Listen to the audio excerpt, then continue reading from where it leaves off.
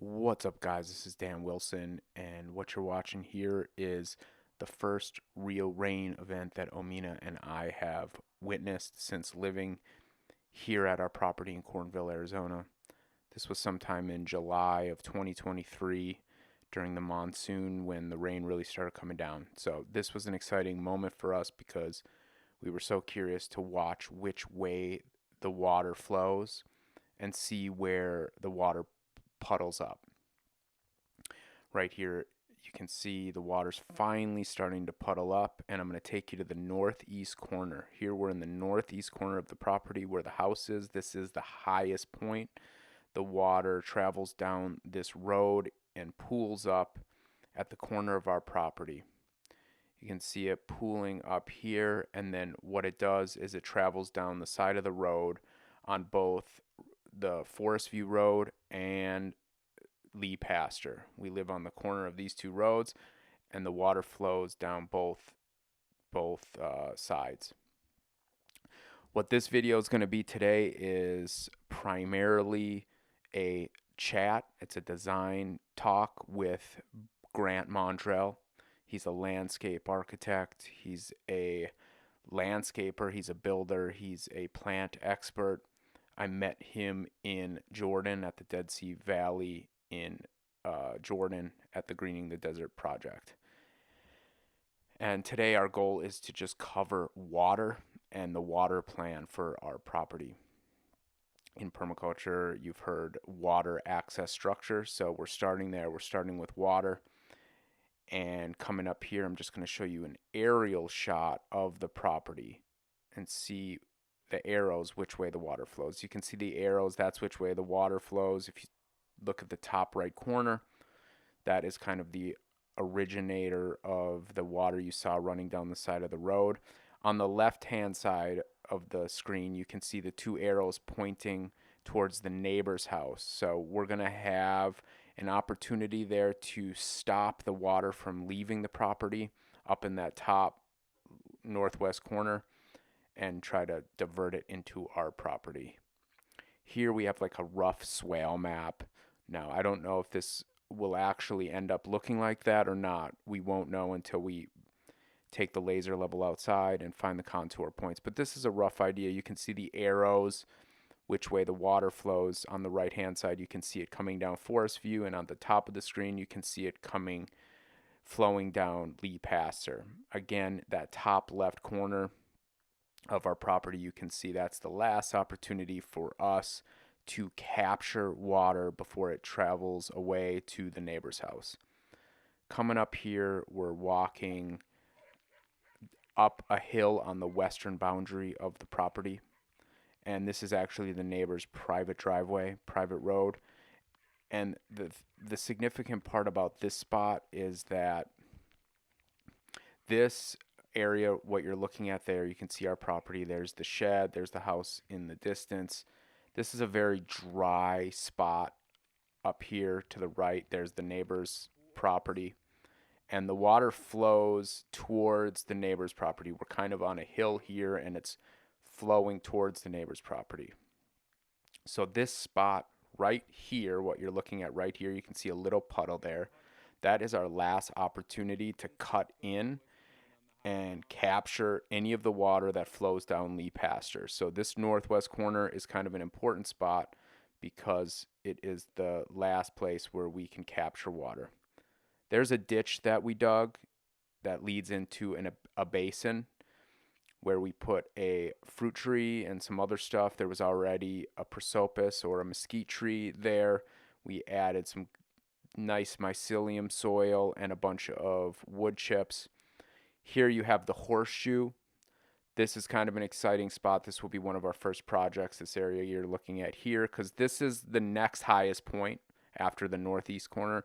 This will be a great spot to capture water with kind of a basin form. This water you see here flowing down the hill, that will lead to that horseshoe basin.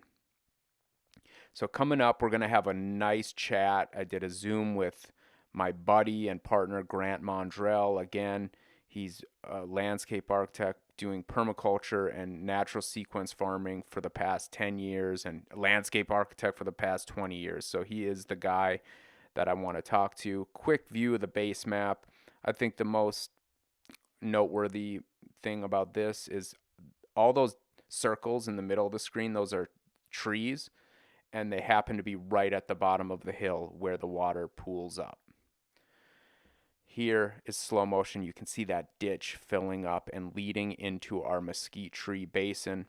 The only real success we had with a fruit tree last year was a plum tree that we planted in that basin.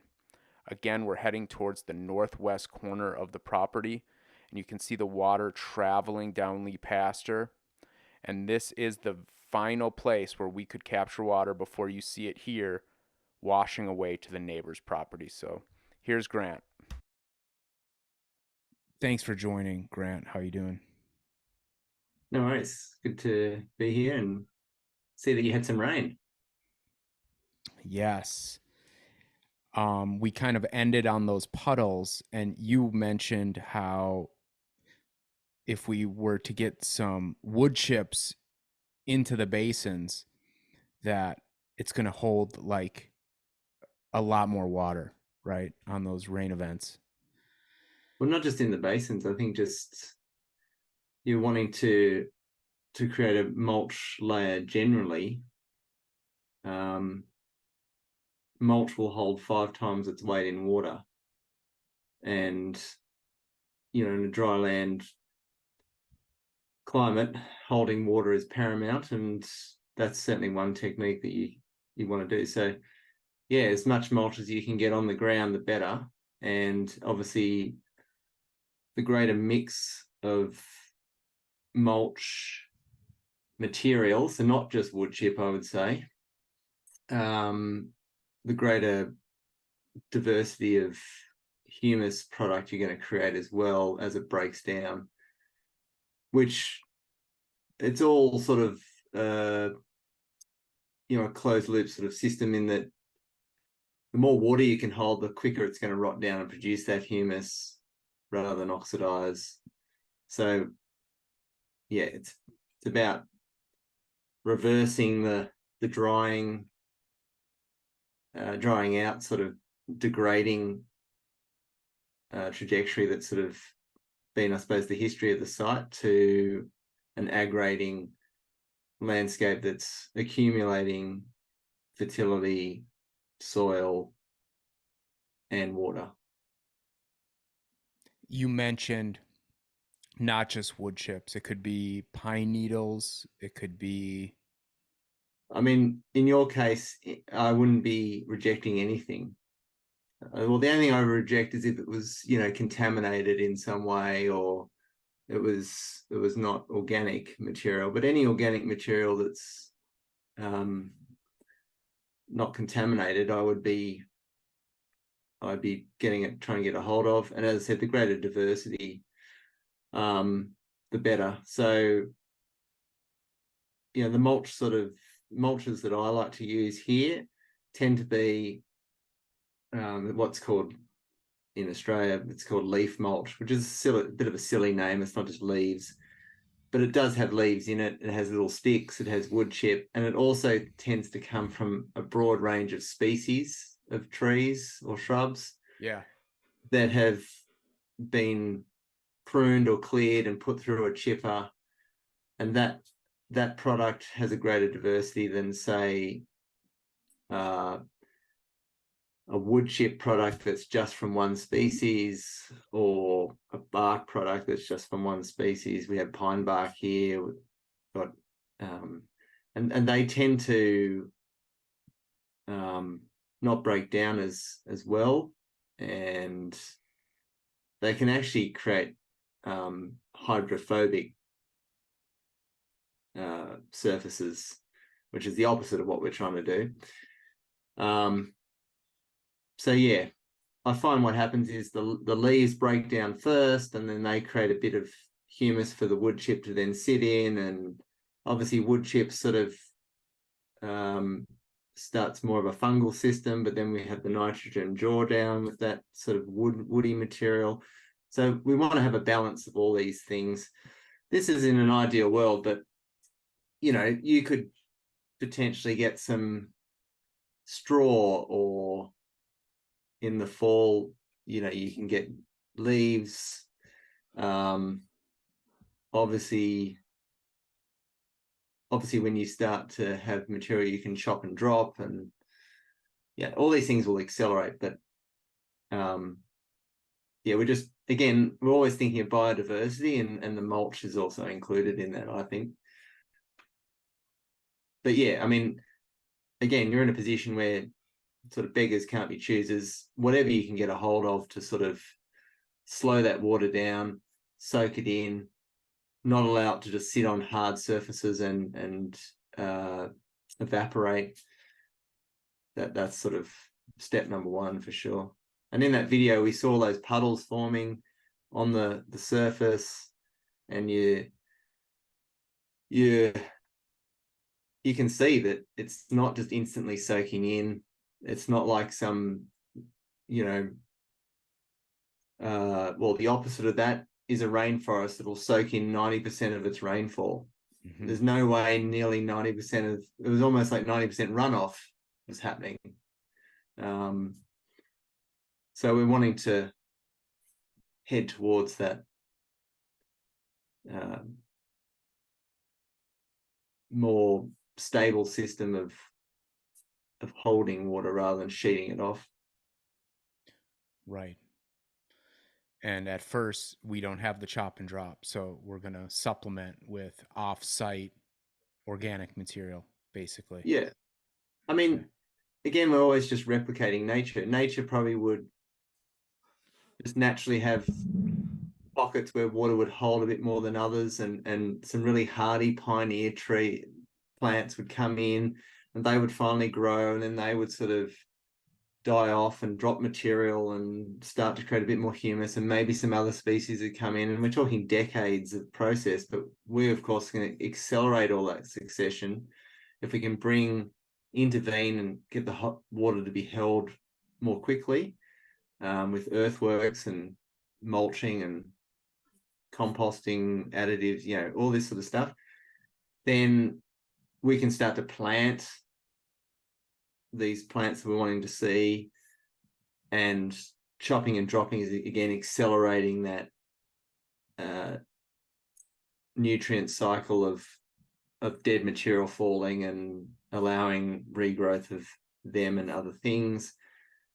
So we're just able to accelerate it rather than it being sort of beyond our lifetime sort of cycles. Right. So let's start up at the top corner at the highest point. We just watched the video where the water's coming down kind of from the road, Lee Pasture, where it meets Forest View. And we can see a little bit of a puddle underneath the prosopis tree, but then also part of the water is going to the right down Lee Pasture, and then the other water is going down the steep road, which is Forest View. But both of those have channels of water. I think you would call them ditches, but ditches of water going both ways. There's an opportunity. That is the highest point up there. So I think based on what I've learned from you is we want to keep it high. We want to try to keep it high and collect it at the highest point, which would be up there. Yeah, well, I mean, because you're surrounded by roads. Roads are built to shed the water away so that there's not water on the road to degrade the road. So the water's sort of, running off at pace away. And yes, if you can intervene those ditches with a more passive on contour system, be it a swale or basin or whatever you're going to choose, we can bring that water into your property and holding it as high as possible for as long as possible. And it's not to say it has to be all in one intervention. It can be several to do that. But the higher we keep the water and the slower we allow the water to move, gravity is always going to be on your side, because obviously from that high point, the water will move downhill and feed everything below it. Certainly at the moment on your roads, the water's going down the hill as fast as possible, and it's ending up in puddles at the neighbors down below or on the roads down below or something. So we'd much prefer that water to remain at the high point and take a long time to get down to that bottom sections. Right. So there's this part called the horseshoe that seems like it's not the highest point, it's the next lowest point going down Lee Pasture. And Yep. as I've told you before, the problem with holding the water in the front yard where those garden beds are is that there's just utility lines coming to the house. Now, I'm sure we could find a way to work around the utility lines. It's possible, but the basin just seems like the most passive place to collect it, where it will run down to the right and start collecting at the basin, and it wants to collect there. So there might be a big earth moving opportunity. And I guess my question is, like, and I know there's options, how much would you store in a space? Again, this goes back to my kind of question, and we don't have to have the answer now, is like, do you just make a big basin there and then have tiers where you're growing things around the perimeter of the basin, maybe on a higher tier, a lower need plant could be a little bit higher on the tier, and do you try to collect it all there, or make a medium-sized basin and then let it overflow to the next basin, which is on the right side of the road, and that could maybe like cut through into the yard near the guild. So yeah, I guess my question is like, would it make sense to make that first basin as big as possible and collect as much there at that high point, or medium and try to distribute it more throughout that high point? I don't know. What are your thoughts on that? Well, there's obviously a few things at play. Like when we're designing these systems, obviously we can compartmentalize things into, let's do a water design, let's do an access design, etc. But they obviously have to all integrate, and you can't just design for the optimal water design in spite of everything else. And probably given the utility spaces and structures and things that are happening in your high point, being where the house is and driveways and so forth, there's we're not going to be able to hold, you can't construct this massive basin at the top there because you just don't have the space to do that. Mm-hmm. I mean, it's also to what end too. Like if you're just going to have a driveway at the top there, then there's no real point having water soaking into the driveway.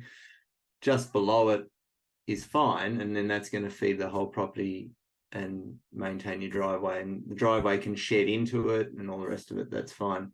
Yeah. So yeah, I mean, we're not speaking in absolutes about the high point, or it's just as high as practical.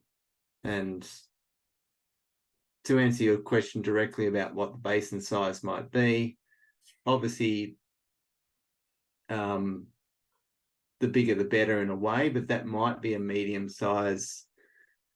But you're not putting all your eggs in one basket. You're not going to say, well, this is the basin at the high point, and that's going to just capture everything. As long as it fills. Yes, Grant, I'm And sorry. then Emergency. Can you just wait one sec? yeah, I'll be right back. I'll edit this out. Sure. Where did we cut off? I'm right to continue on. Yeah. Are you Go ahead. recording? Yeah. Okay. Right. Yep. So yeah, you don't need to fill up the basin at the top. That's going to, be all your needs, mate. Yeah. as long as you're holding some water there, you can have another, the effect of that upper basin or whatever it is at the top will have an effect to a point, and then you can have another intervention and so on. And so that's fine. And I think that's probably applicable to your place, where you can sort of have a couple of basins up high that are in a space that fits in around your structures and driveways and so forth. And then further down, there's probably an opportunity to have swales that will hold water still relatively high in your overall landscape, but are going to be below driveway, house, etc. And also, because the corner of your relatively square block is the high point, the further down we go, the broader we can spread that water as well. Because obviously, at the high point being the corner, we're not spreading it far on contour. Further down, once you get to that sort of, I suppose it's almost a third of the way down the property, you can actually go from one side of the property to the other with a contour, say. And that's where you're going to be able to, I suppose, have maximum impact with that sort of water design. So that's fine. It's just,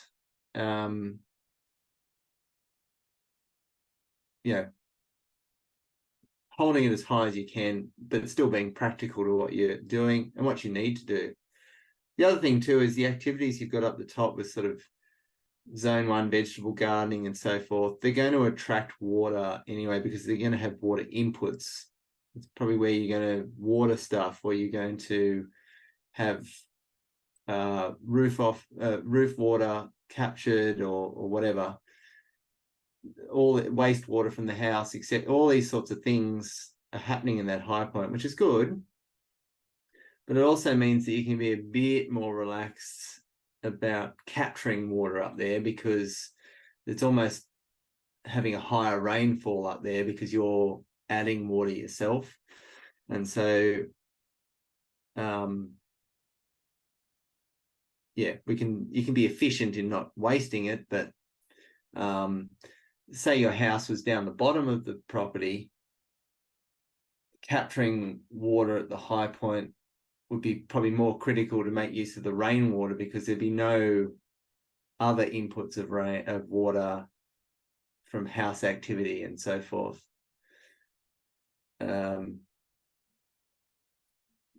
So I think that answers that question. No, I like that. And I guess my question while you're talking about what you're saying is, even if we wanted to capture if I wanted to intervene at the highest point, is it even possible for it all to leave the road from that highest point? Or is there, no matter what, is water going to continue to go down the road? So it makes more sense to try to capture evenly at each point along that. You don't want to divert it all into your high point, because then you're going to have to do the job of the road to overflow it down further.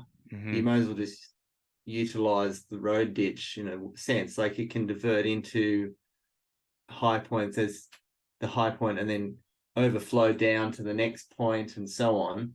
And there's also the road obviously gets more, the rain falls not just at the high point, it's falling everywhere in a rain event. So, the subsequent rainfall further down the road can also be captured. So having a more even distribution. It also speaks to slowing the flow with constant intervention rather than all at once.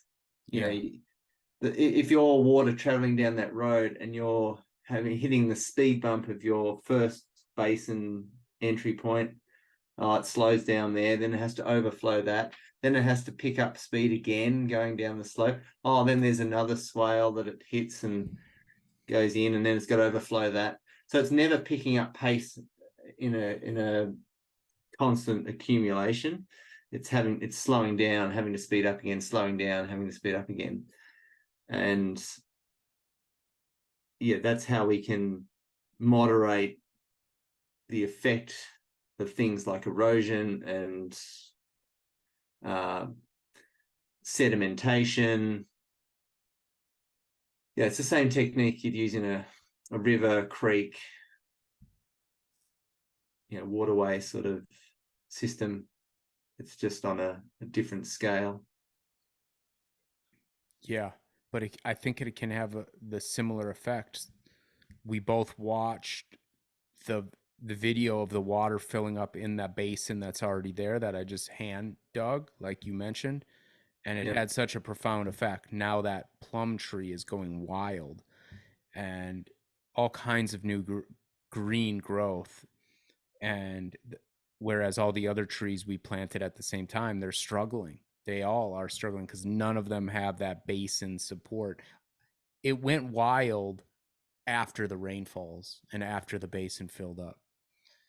Yeah, so that's you're seeing it in action. The water's being held in that basin and slowly soaking in and creating a water table of sorts that the tree's able to access. That's not being evaporated. You can't evaporate the water in the ground. And so it's like, it's like having a plant in a pot inside another pot that you fill up with a bit with water, and there's this constant below root zone sort of water source. Yeah. We're just replicating that on a broader scale, and that's the most efficient water supply. There's plenty of statistics and science to talk about water loss with overhead irrigation, and that's why there's drip irrigation and so forth. But the ultimate is to have water stored in the ground, that has beaten that evaporative cycle that's obviously extremely intense in your climate. And that's really how these drylands sustain vegetation. Because really, I mean, the idea of waiting for it to rain was not a good plan of action. So it's maintaining groundwater.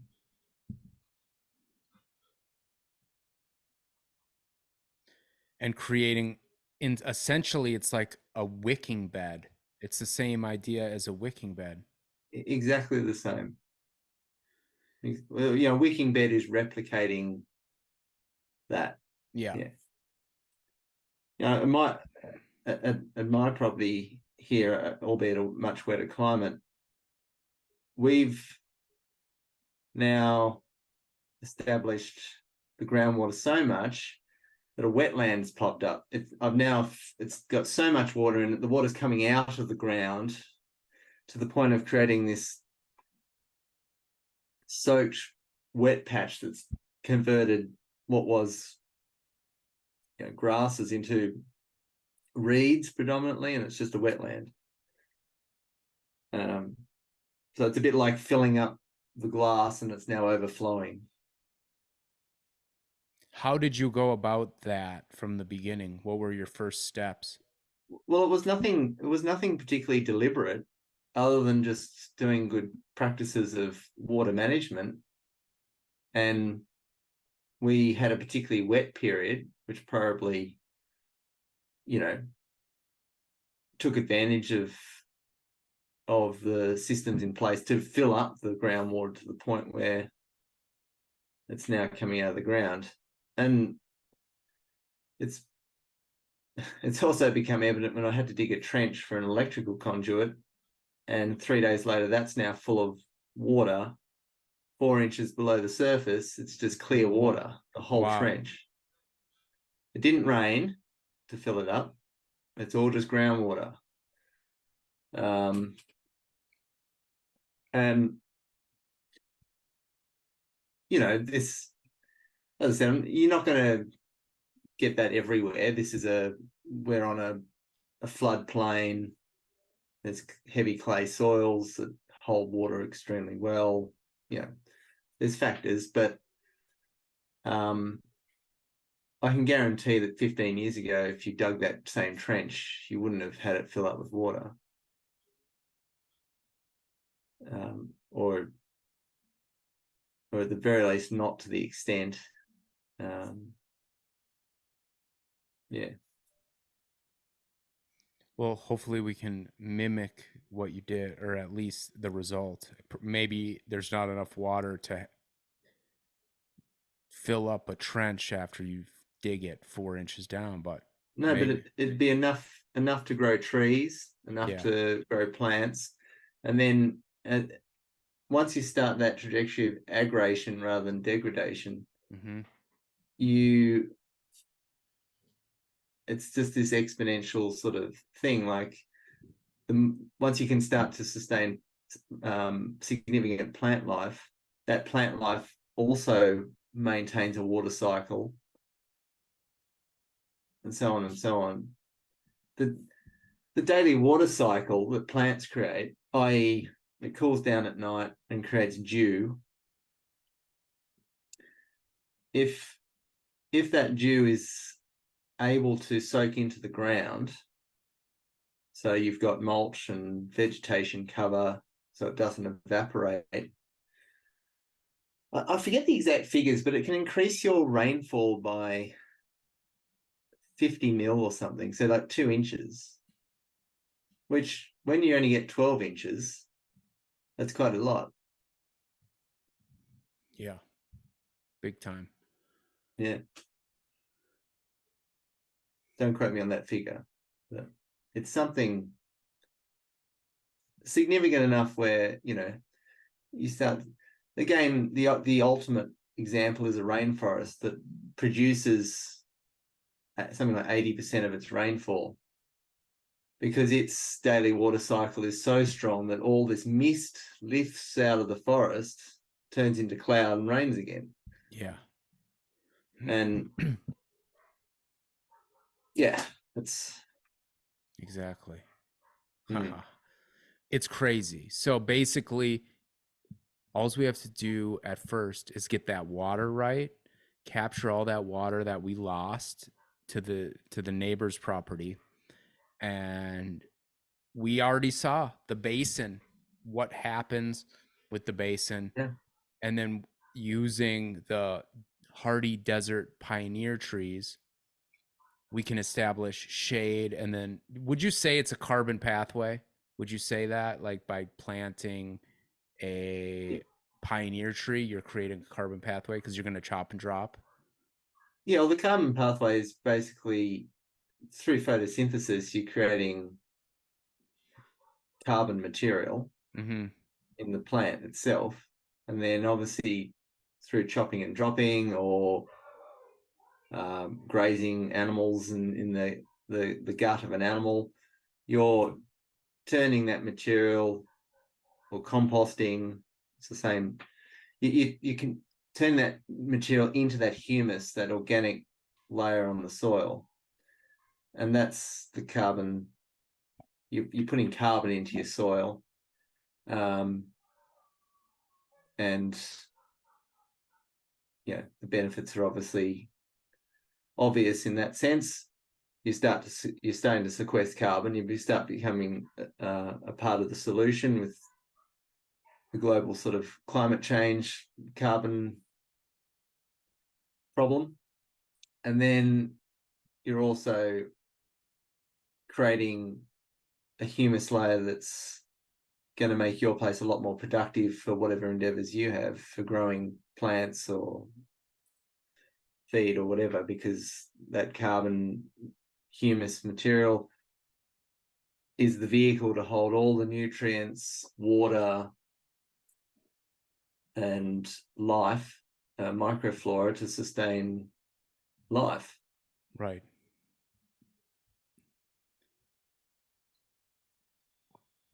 One thought I had was, so the northwest corner is where we have that final opportunity to capture the road runoff before it goes down into the neighbor's yard, right?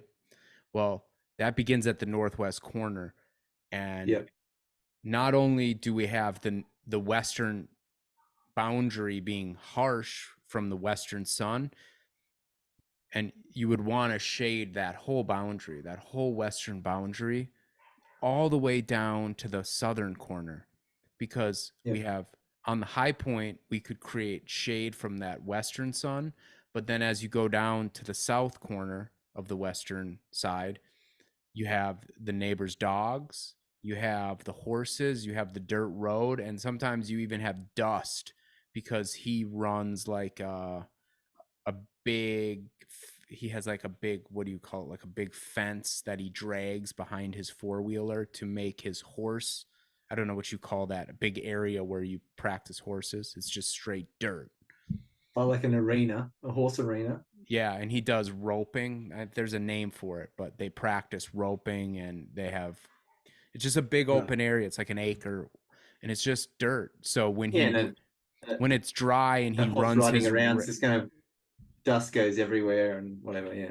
yeah, so we have a lot of reasons to vegetate that whole boundary, for privacy, for sunshine, for noise potentially. Because every time I walk over to that boundary, the dogs start going crazy.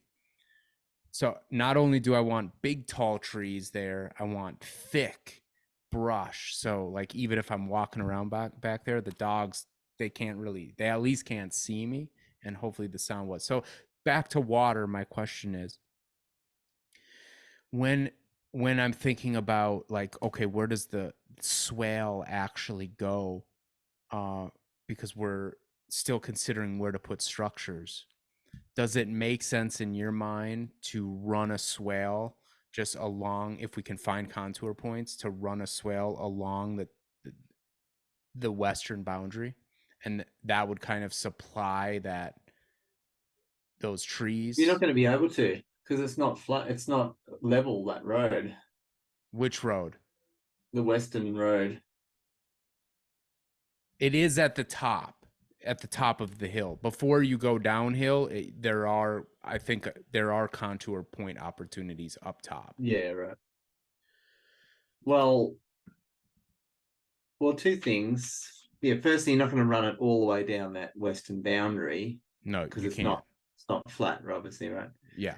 And secondly, I mean, at the moment, your property's pretty bare, so like you sort of look at the neighbors and go, "Oh, I'd love to have a big screen along that boundary." Mm-hmm. But my thinking is the vision I would have is that you're going to put trees all over the property. Mm-hmm. So not just the boundary in a line, but like from the boundary all the way up everywhere. It's going to turn it into a forest. Yeah. And that's going to do all the screening and dust amelioration or whatever, all those things. So I would I wouldn't fixate on having a line of trees down the boundary as much as I'd just be like, I need trees everywhere, including down there. Yeah. And, you know, you might select particular trees in that zone that are going to be tall or impenetrable to see through or whatever. Um, but yeah, like I'd still maintain the pattern of the landscape, and I would have trees growing more on those contour systems, particularly to begin with. So that probably means tree lines rather than running north south, running east west more so.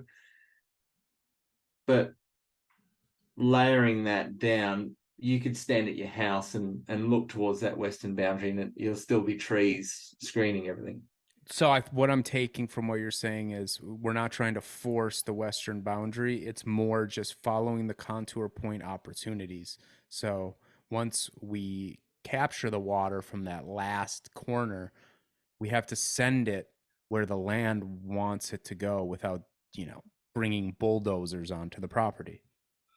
Exactly. And that's what, that's sort of a key element of sort of pattern thinking.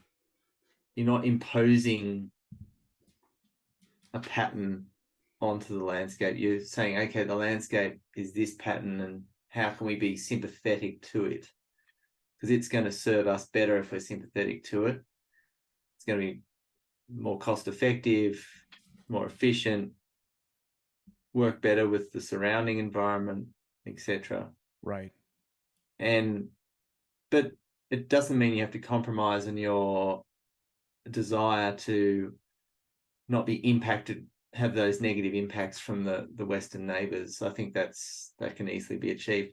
I mean, also too, at this initial stage, as you observe with your plum tree, having that sort of water access to grow a tree is so paramount.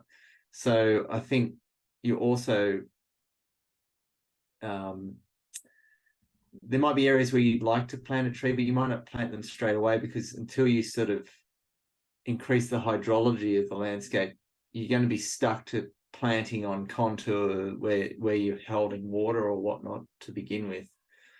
But as I said before, I think you can still do that and probably still screen everything. Mm-hmm. I mean, as you've experienced over the summer, the temperatures you've got, you can have an overstory of, long-term nitrogen fixing overstory, for instance, over that entire property. It's not going to stop you growing anything.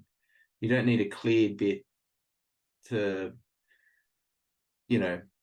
get enough sun to grow something. That's not really going to be a massive factor for you. If anything, the opposite. For example, a vegetable garden is going to benefit from having some shade.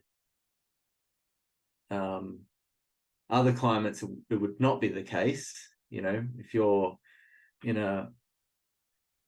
if you experience sort of short, coolish summers or something, then you would never shade out those sorts of systems like a vegetable garden. Even in our climate here, I've actually planted particularly western shade for my vegetable garden. It's fine. You're not losing out. If anything, I think it's actually beneficial. So yeah, you're wanting trees everywhere, basically.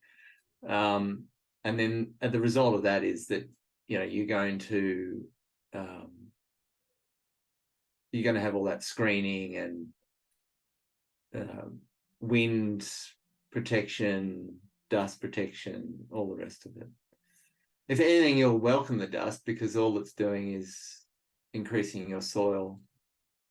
The dust will come over, hit trees, and the wind will drop, and much like the water, when the water slows down, it drops all its sediment. The dust in the air does the same. As soon as it slows down enough, the dust settles, and their loss is your gain. We saw, think of the site at Green in the Desert in Jordan. It's not a very big property, but you stand on one side of it, you can't see the other side of it. No. It's not because they planted a row of trees on the boundary. The whole thing's a forest. Yeah. It's not a very big site, really. Yeah. Much smaller than your site. So, but it has that sense that it is bigger than what it is, because you can't stand there and see the whole thing. But I bet you when they first went there and there was nothing there, it would have had a similar brief of, it'd be nice to not see that next door, and there's dust coming in from here and blah blah blah.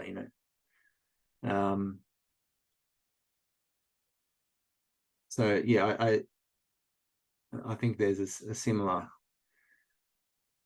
a similar transition can be achieved at your place. Yeah. Now you can see this, right? The Yeah. kind of the water design. Um, and I'm bringing this up for the sake of, I think we gotta start wrapping this up. But I wanted to do for the design chat just a holistic look at the property. When we were talking about the top, you can see this kind of map, right? This little, Yes. This is this an observation of where water currently moves?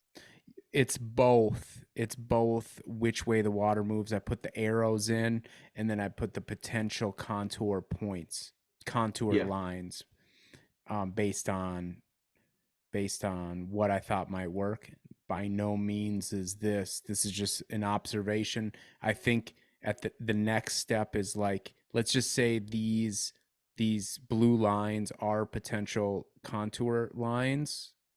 The next step would be to get the laser level and to you told me what to do. Basically, we're going to go out with the laser level and we're going to go out with flags and we're going to find the points and we're going to flag it and basically then find the right tool to cut in from point to point to point. Yeah. Is that right? Yeah. That's it. Yeah. So let's just look. This up here in the top right corner, this is the top right corner we were talking about where we have water going both ways, Lee Pasture and Forest View. And right here is that horseshoe basin. You can see my mouse moving, right? Yeah. Yeah. Yeah. Yeah. Yeah. I'm You can, following you. yeah, this is the horseshoe basin. And then here's that big prosopis tree. We have, oh, I don't want that, escape. We have a steep hill here to the right. So water's moving down this way. And then we have that the northwest corner where this is kind of our last opportunity because water's moving this way west. This is the last opportunity to cut in and catch anything that didn't get collected in the basin. And then right here in the base, this is the basin that actually exists now where the plum tree is. Yeah. Yeah. Yeah. And then right here is where there's no, right here is where there's already a basin. It's like this is where water puddles heavily in this area. Um, so this we've got water. We're gonna collect water at this northwestern point. It's gonna go in, and this for this water line. This was just this is that western boundary that we were talking about, but in reality, we want to come in and find the contour points up here is what you're saying, and we would move the water where it wants to go, not necessarily forcing it along this western boundary. And then so up here is the top of the hill. This right here is the first tier down, which is kind of a you can see this is a hill, and right where I'm putting my mouse now where it says 13175, that's like the first level down, the first tier down from the high point. Yeah. And there's a row of trees that are already there, which I assume maybe it's because of the septic system or maybe because that's kind of the first place all the water goes from this micro watershed here. Makes sense. But we could intentionally go in with the laser level, find the points here, and then all of the overflow from up top could cut into this basin swale thing that goes across this, and then another one at the bottom of the first tier, and then hopefully try to cut in at the very bottom and bring it our last opportunity at the southern part of the property, which is also the lowest part of the property. Yep. And originally I have an arrow coming here because I thought maybe water would be coming in from the neighbors, but it's not as easy as I thought it would be. The water kind of never, we would have to sort of cut into her driveway a little bit to force that water down into our property. Because when you look at her property, there's giant pine trees growing.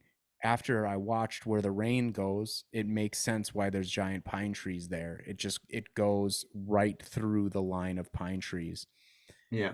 And to cut into that and try to take it, it's going to be hard. It's going to take some more work.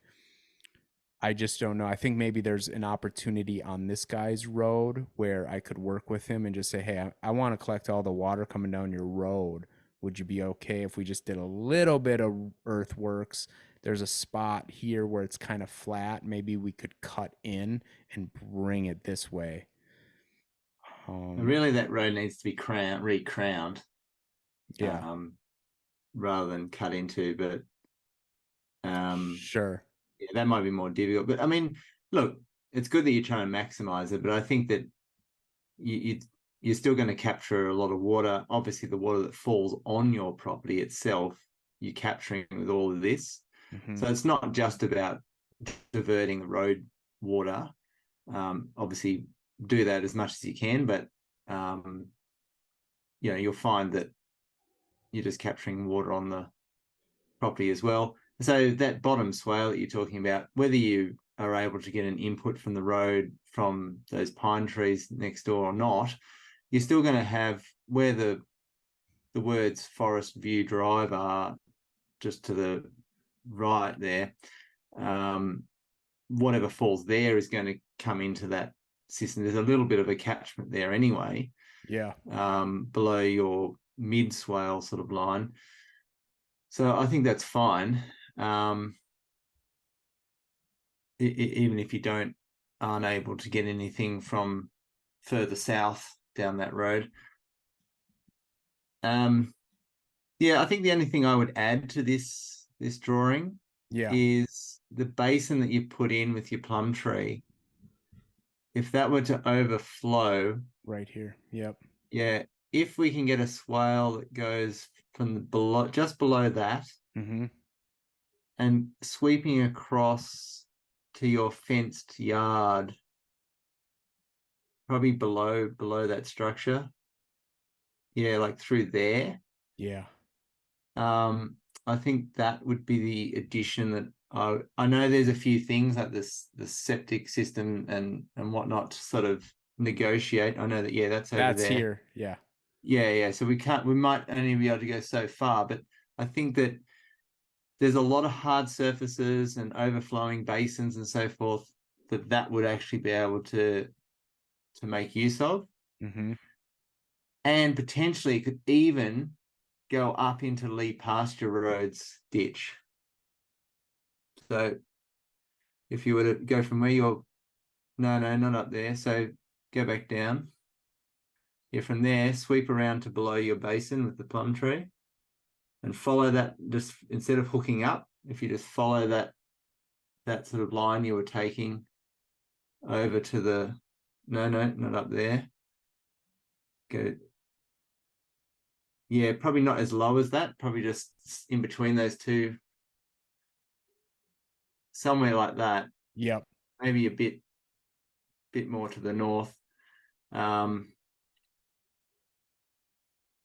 That's quite a high point to have quite a decent length of swale. Yeah. I mean, just have to check. There's a few structures and things to negotiate, and obviously it's hard for me to get an exact feel for it, but I think there's potential there. Right. Now, here's a question for you. Because we don't know exactly where the structures are going to go, I mean, we got a lot of structures to deal with. Chicken coop, where chicken compost tractor, like the system like Jeff has, Yeah. replicate something like that. We want to have a trailer or maybe two small trailers where people can stay, have their own little place. It's going to need shade. Shade's going to need water. So, right, you'd want to plant these shade trees, and maybe I'm answering the question for myself, like just focus on contour points and we can fit structures in later. There's going to be open space. We're not going to swell the whole thing. Well, no, in between your swales, you're going to have plenty of interspace to do it. You can bridge them as well. Mm-hmm. That's doable. But I mean, the obvious thing would be if you had that swale that I've got you to draw there below, from where your cursor is right now, right, yeah, across there. Above that line, is plenty of space to do things.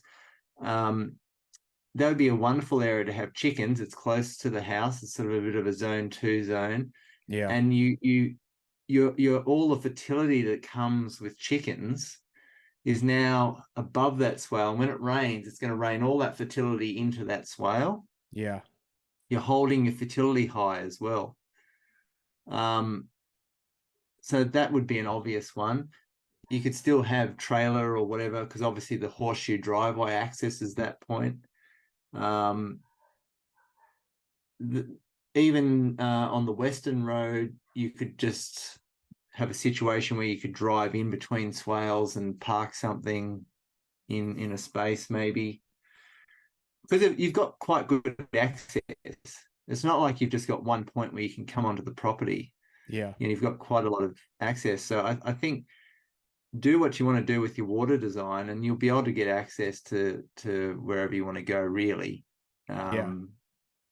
I don't, you're not, it's not like you've got this tiny little spot where this is where everything has to come in, and you know, the access is going to be a bit more dominant over other elements. Right.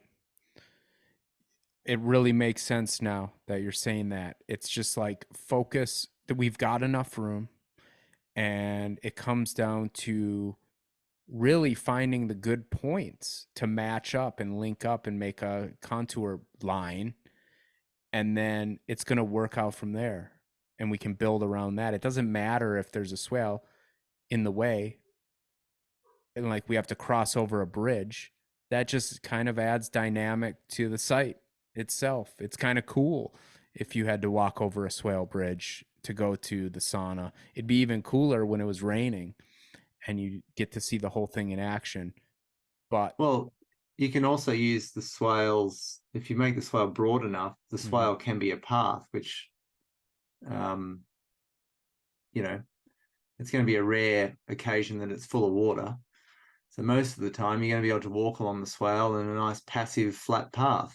mhm, So I mean, that's another opportunity potentially. But yeah, I mean, we can definitely bridge it, but I think there's going to be opportunities where you wouldn't even need to bridge it as well, yeah, bridge those swales. But yeah, even just for you walking around the property, you'll probably want to have the odd, area where you can traverse and things like that, run a wheelbarrow. And yeah, right. I like what you said, but it makes sense now, especially having the chickens up top and then having a swale a little bit downhill from them that links up to the other swale networks and will overflow. That would be great. yeah, well, again, it's not just keeping the water high, it's keeping the fertility high as well. And having a chicken system, let's go to the other extreme. Say you went down to the southwest corner and put your chickens there. Yep. Well, that herbicide zone would go nuts with repair plants, weeds, because all that fertility that would be accumulated there would all be gravity fed into that zone. Well, we don't want to give the neighbor that, particularly if they're just going to spray it all with bloody Roundup or whatever. Yep. Stick it up the high point, and it can feed all your trees and everything below. And I mean, again, there's an example here. I had, well, it was a combination of a chicken system and food forest revegetation above a lawn area.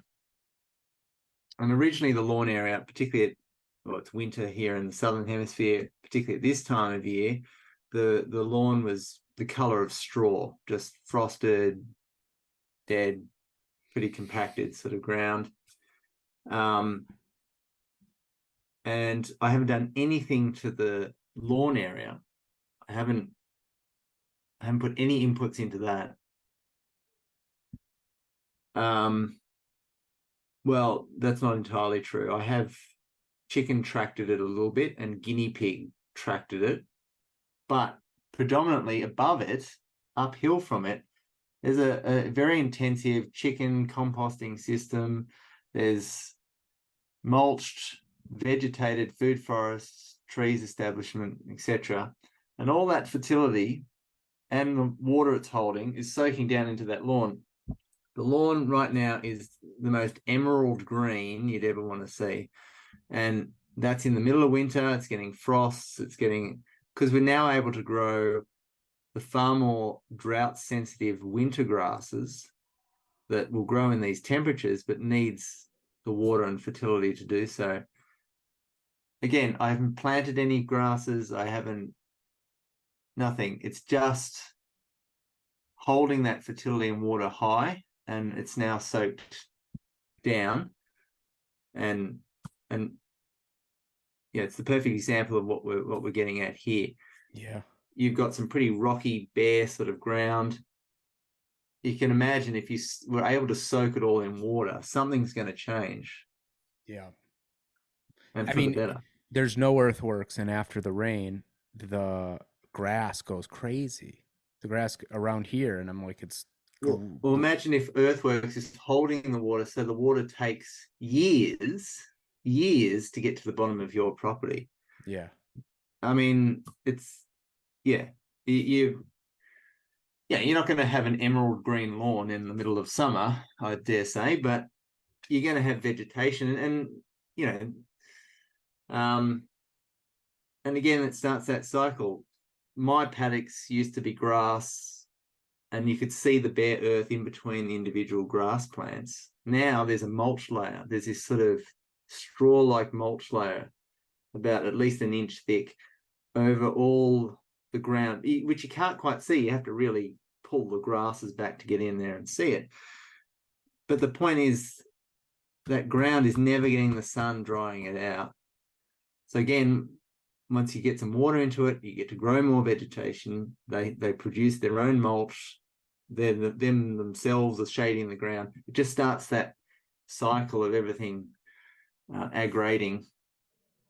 And then it's suddenly plant a tree there. It's easier to dig into the ground. I don't have to water it every 2 seconds to keep it alive, etc., etc. And again, we've got examples of that too.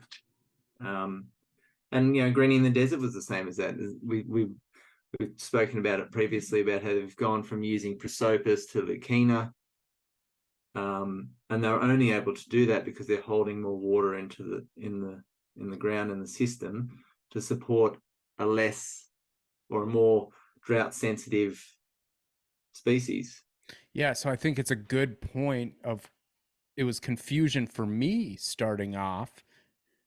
I mean, I didn't know anything at first, but then I got confused because I came across the topic of irrigation and irrigating your plants with like polyline and stuff. And it's like that's all great. It's all great, but the real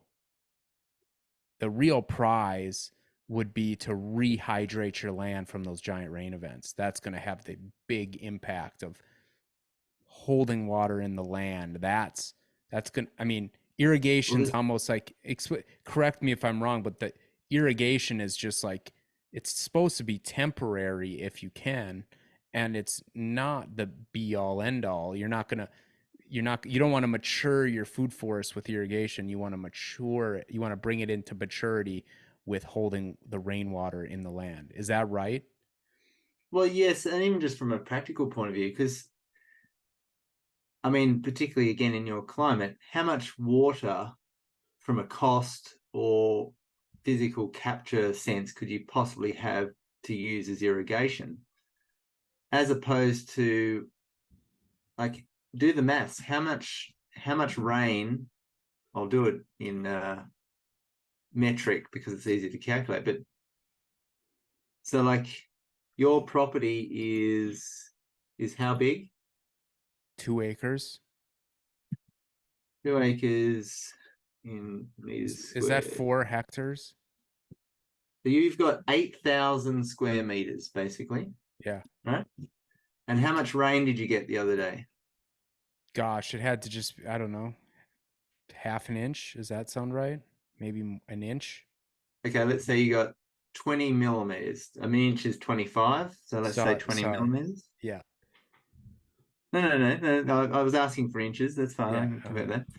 So that's 0.02 of a meter over 8,000 square meters, which gives you 160,000 liters has landed on your property. Now, remember, you were getting rain off your property because all the roads have brought other water. This is just the water that's landed on your property.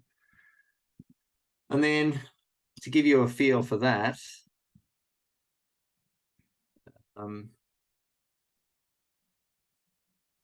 liters. What water volume do you want? Gallons or?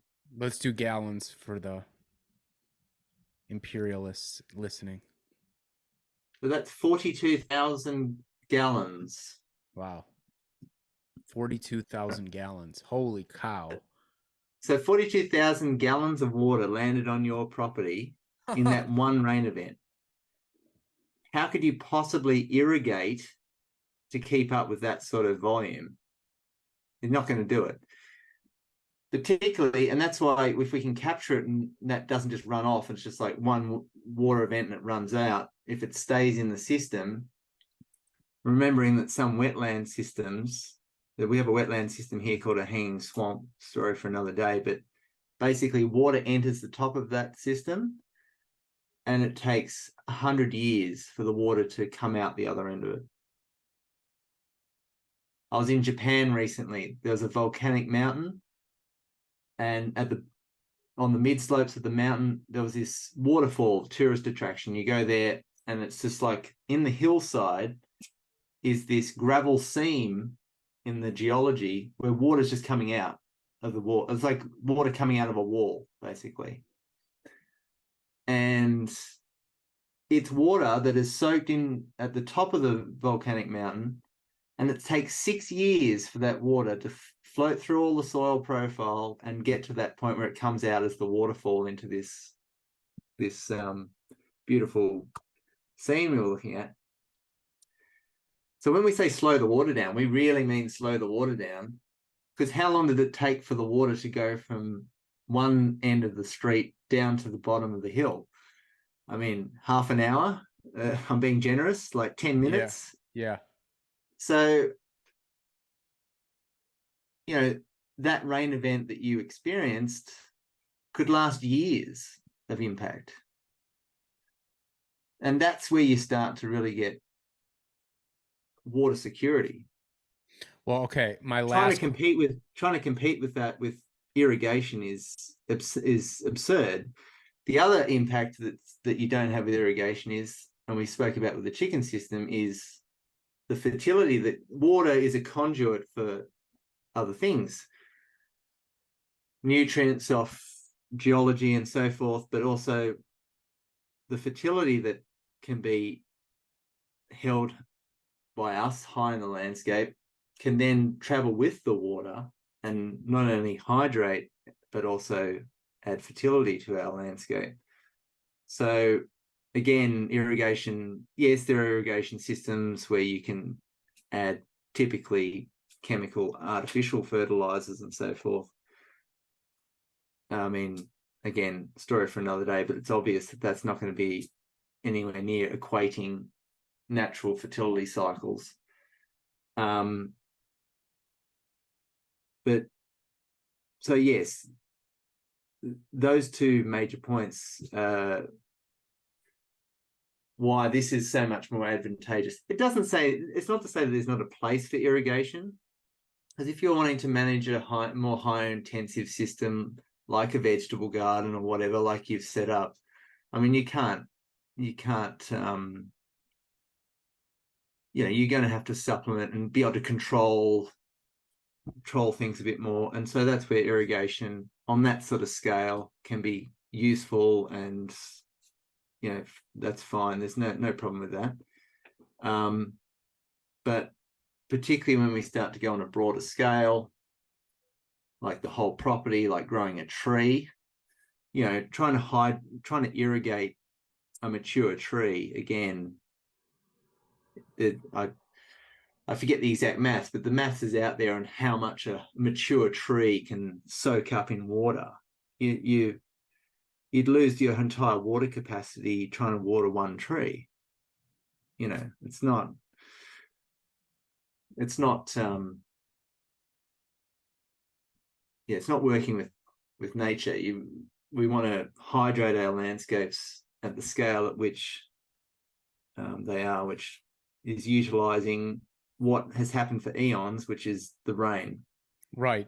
And if you go down to the river, if you go along a wash that doesn't have water, but water was flowing through, that's where the big trees are. So, I mean, it's just like you're mimicking what's naturally happening already there. It's clear now that I know about it, I look for it everywhere. I'm like, why is there a huge tree right there? Oh, there's a wash going through. There was water sitting there from the rain, and that thing just went right into the tree. If a tree's half water, it's like a lake above ground.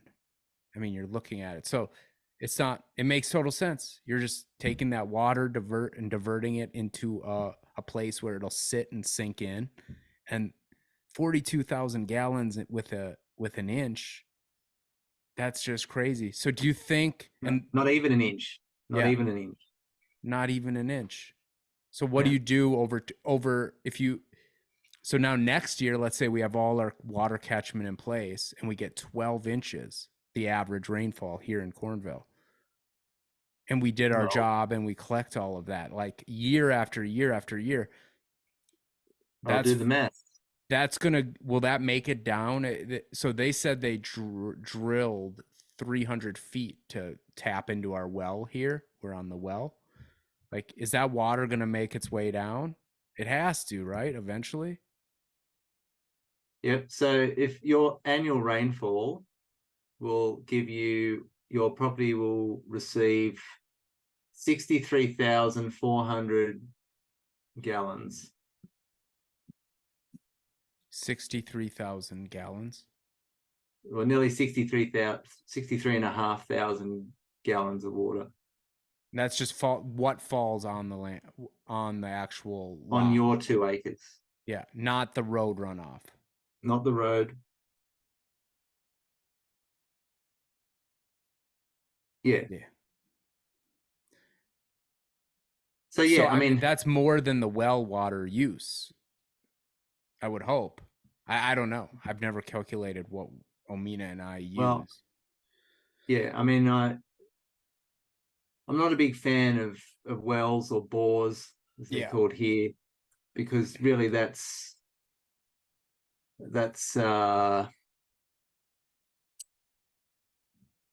it's robbing the system, because you're taking out that groundwater rather than building it up to the point where it's able to be utilized more broadly. Mm-hmm. Because you'll find that wells and that are being dug deeper and deeper and deeper as the groundwater goes lower and lower and lower. And what we want is our groundwater to come up to the point where it's reachable by plant life Mm-hmm. and doesn't require pumping it up. Um, yeah, it's where you start to really question human behavior when we're sort of doing things that you sort of think we're doing our damn silly best to dry out the place. And then we're having to dig these expensive bores or wells or whatever to then, because we're complaining there's no water to do stuff. You're sort of going, well, which which is it? But um, yeah, and also when you do the maths on how much water even a dryland system is getting um, dumped on it with rain, it's the efficiency of utilizing that rather than that you can get major gains rather than looking for alternative water sources to supplement it. Right. But hypothetically, and maybe there's more to it, like if we did our job as a community and we slowed all the water down where we had opportunity to, like in the greening the desert video I was watching, Jeff said he was showing people the site, he was explaining a swale, and then he said we need to do this all the way to Amman, from Yeah, here yeah. to Amman. So if we did that, would would the concept of using a well be better if you were No, it'd not, become obsolete. because we It'd would become just be obsolete. using, but I mean people already have the well pump if infrastructure connected to their house, right? So do they have to switch over to a rain tank and just abandon, everyone should do that? Or Sure. can you refill the well with proper Well, I think action? I think I think in that idealistic scenario you pictured, it would Yeah. be that you would abandon the well and utilize the infrastructure to source, yeah, rainwater tanks or um, ponds or whatever. Ponds Yeah. are would be the old would the problem with those obviously is the evaporation in a climate like yours. Um, so you'd be, we have the same problem here in Australia, in many parts of Australia. Um, that's where it's sort of then paramount to sort of shade those water bodies and have them deep enough. And there's a whole thing to that. But um, I think for a household, the obvious thing would be to ultimately have, um, rainwater tanks. I don't know. I mean, it's so far down the road, really. It's obviously, yeah, at this point, Well, let's say I guess it's what at I'm this trying point, to get it's you to say, what I'm trying to know is the middle point though. Like let's say we have 50 houses in this little subdivision, and yeah. let's say I can't get anyone on board, but I could take actions to like let the water sink in where the wells are. And I'm trying to understand, if I Oh, sure. understand wells, is that better for the system if we can we Yeah. fill those wells back up where people using the wells aren't as parasitic to the land, basically? Uh, yeah, yes. The answer would be yes. And there's actually an example I know of, um, here in Australia where it was a big farm property, might have been as big as your little neighborhood there. And there was a well on the property. And this is the founder of Natural Sequence Farming's original property. And um, he diverted some water into what he knew was an intake zone What does higher that up in the mean in lands. an intake zone? Like it's going to soak in? Yeah, so this is an area of natural geology that allowed the water to come into the groundwater, Yeah. and he diverted some water into that system and saw the well run Hmm. like even though the well was a long way away from where this was. So obviously, yes, he was filling up the groundwater and charging the source that the well was utilizing. So I think, yeah, absolutely. I think the middle ground would be that, yeah, the more we can soak in the ground, the less pressure we're putting on the needs for these infrastructures. But also, um, I suppose the first step is allowing people to, or stopping people thinking they need to go deeper and deeper with more and more of them, and yeah, slowing the acceleration of destruction, I suppose, is the would be the effect. Oh, Yeah. it's just crazy. And like, okay, so we have construction, and I gotta go, but let's wrap this up. I just want to tell you this to your point. Our main artery road coming in and out of Cornville, it's called Cornville Road, and they're doing road construction on it for all summer. And as I they keep moving they bring it down to one lane, right? So half the cars have to wait while the other direction comes. And they keep moving it closer and closer to like my house. And what are they doing? They're making it so all the water can go under Cornville Road faster. And my thought is like, you guys are just, so you want the water to go away faster when there's nothing uphill. It's just land, it's just forest. And it's like there could be some sort of effort to slow it down so it never has to go fast under the road. And I don't know if I'm right or not, but I because of everything I've gone through and our conversations, I'm like, is this just the totally wrong approach? They want the water to leave the land. And I I get it mean, because flash floods are deadly. Like that's why they're maybe that's no, why no, they're but speeding the water up creates flash floods. right. Um, that's point number one. I mean, I get that if you're building a road, you can't have you don't want groundwater to be up to 100, 4 inches below the surface. Your road will turn to mush, and yeah, you've got to. There's a construction reality. I get that. Yeah. So yes, you've got to shed the water away from the soaking into substrate. That makes all the sense in the world. However, beyond that point, can that water be diverted into that forest area on contour that you spoke about? Maybe, I don't know. I'd have to see the site. Can they have, basins that slow the flow and hold the water in intervals along this stretch of road rather than it just being this one highway of water next to the road going through pipes and ditches, and when it rains heavily, this just gets faster and bigger and faster and bigger and faster and bigger, and then creates this massive flash flood at some point, because that's how it happens. Probably the answer is yes. But yeah, you're starting to think, again, Peter Andrews, this guy I spoke about with his well, he says we need to move to a filtration system rather than a drainage system. And so and that's what you've just in your mind flicked the switch of going, I'm thinking, how can we filter this water? How can we slow it down? How can we utilize it? How can it enter the ground? How can we put it into plant material? That's all just filtration, rather than how can we get this water away as soon as possible, because we don't want puddles here. We don't want the water to be here or whatever. Basically, that's a drainage system. So yeah, I think the answer is your thoughts probably did have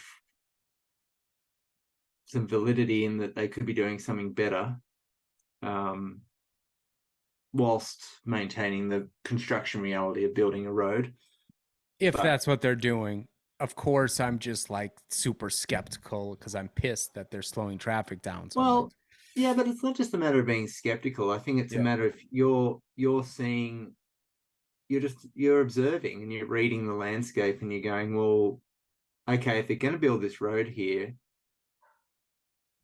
whether they're doing it or not, you're just identifying the reality that this is the hydrological reality of what they're doing, and how it could be. You're thinking about how it could be most beneficial to the landscape and everyone around it and so forth. I think, yeah, whilst you can be skeptical because often these things aren't happening optimally, I think it's not just you being cynical. I think it's you just being in tune with a more positive way of thinking about it. I think But so. Yeah. yeah, well, I say that because I do the exact same thing. So you they're upgrading a road down the road from me, big highway, and um, yeah, I mean, driving around. I was driving all through the rural areas yesterday, and all I do is go, oh well, I do that there, and I do that there, and that's how that's degrading there. I do that differently, and You're just reading landscape all day, uh, everywhere you go. it's I can't not. It's like a it's like a lack of impulse control or obsession or something. Like it's just all I do is look around and, oh, what species of plants are there? What what's the landscape doing? What's that's it's yeah. Um, and it's that's my passion. But yeah, once you start seeing it, you can't stop seeing it, I think is the point. 100%. All right, Grant, thanks for joining us on this first episode of our design chats here at House Mountain Ranch, a YouTube channel. Please subscribe and like and comment. Thanks. Wait, edit this part out.